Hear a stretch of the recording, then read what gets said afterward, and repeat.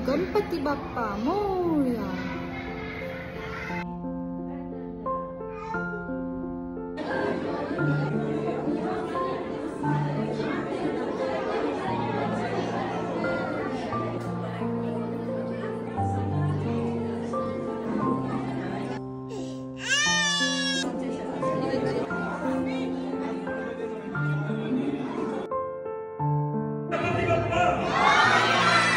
Hello everyone, এই তো কয়েকদিন আগে একটা বিশাল বড় উৎসব চলে গেল, তাই না?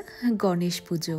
এই গণেশ চতুর্থীর কয়েকটা দিন আমরা বাপ্পাকে ঘরে নিয়ে এসে তার আরাধনা করি। যদিও বা আমাদের বাঙালিদের কাছে এই গণেশ চতুর্থীতে গণেশ পুজো করার প্রচলন ছিল না, কিন্তু এখন তো আমরাও ঘরে ঘরে এই সময় গণেশ পুজো করে থাকি। তো সেজন্যই সন্ধ্যের দিকে আমি আর কিট্টু রেডি হয়ে গিয়েছিলাম গণেশ ঠাকুর দর্শনের জন্য। এবার কিট্টু কেন কাঁদছিল বলুন তো? কারণ ওর ইচ্ছেও তখন হাঁটবে না, আমার কোলে করে ঘুরে বেড়াবে।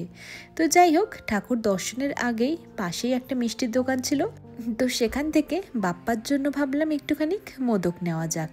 দেখুন, মিষ্টির দোকানে এসে দেখতে পেলাম কত ধরনের মোদক পাওয়া যাচ্ছে। মতিচুর মোদক, চকলেট মোদক, কেশের মোদক, মাওয়া মোদক, আরও কত কিছু। তো আমি আমার ঘরের ঠাকুরকে দিনের বেলা তো মতিচুর লাড্ডু দিয়ে পুজো দিয়েছিলাম। তো এবার পাশের দোকানে গিয়ে দেখতে পেলাম যখন এত ধরনের মোদক পাওয়া যাচ্ছে, তো বিকেলবেলা ঠাকুরের জন্য মোদক আর কিছু মিষ্টি নিয়ে এসে পুজো দিয়ে এবার চলুন আমরা চলে যাই আমাদের সোসাইটির গণেশ পুজো দেখতে।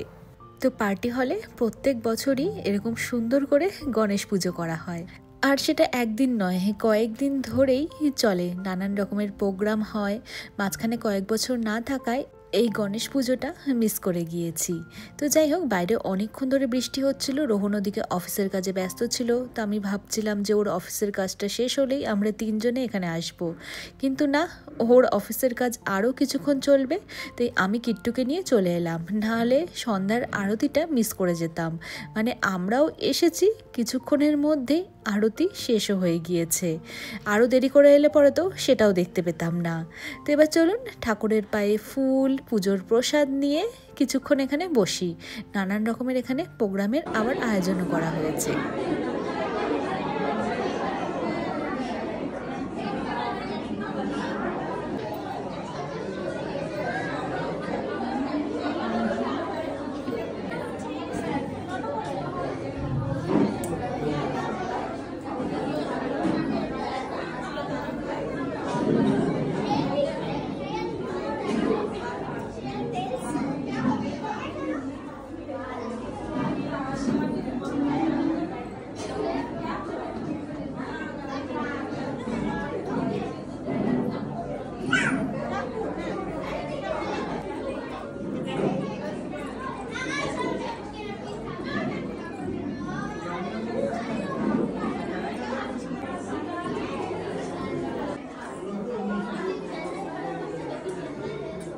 তো প্রায় আধ ঘন্টা পরে কিট্টুর বাবা রোহন অফিসের কাজ সেরে ওপরে এসেছে। তাও আমি ওকে ডেকে নিয়ে এসেছি, কারণ ও এদিক ওদিক যেভাবে ছোটাছুটি করছে আর বারবার ঠাকুরের সামনে চলে যাচ্ছে ঠাকুরের জিনিস হাত দেওয়ার জন্য, ওকে একা সামলানো বেশ মুশকিল ছিল। এমনকি দেখুন না, পায়ের থেকে আবার জুতোটাও ও খুলবে না। তাই ওকে একটুখানি দূরে সরিয়ে নিয়ে এলাম। এবার চলুন আমরা প্রসাদ খেয়ে নিই। তো প্রসাদের মধ্যে ছিল, ওদিকে কাপের মধ্যে যেটা দেখতে পাচ্ছেন, ওটা না অনেকটা আমাদের যে সিন্নি প্রসাদ বানানো হয়, ঠাকুরকে ভোগ নিবেদন করা হয়, ঠিক ওরকম খেতে, একটু মিষ্টি মিষ্টি, নানান রকমের ফল, ড্রাই ফ্রুটস দেওয়া ছিল। আর অন্যদিকে কাবলি ছোলার মধ্যে সর্ষে, কারিপাতা, নারকেল কুচি এইসব দেওয়া ছিল। আর কার্ড রাইস ছিল। তো কার্ড রাইসটা তো আমি কিট্টুকে খাইয়েছি, আর বাকিগুলো আমি আর রোহন মিলে খেয়ে নিয়েছি। সাধারণত এখানে ঠাকুরের প্রসাদগুলো একটু অন্যরকম দেওয়া হয়।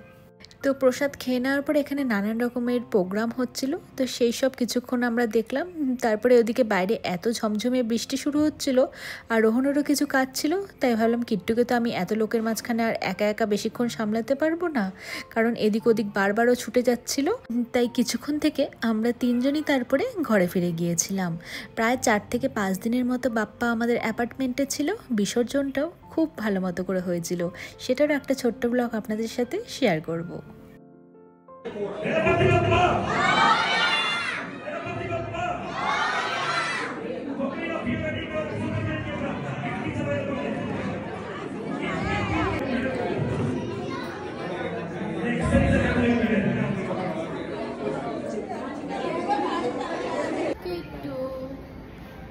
সবাইকে বাই বলে দাও, বলো বাই বাই। আরেকবার বলো গণপতি বাপ্পা মোরয়া।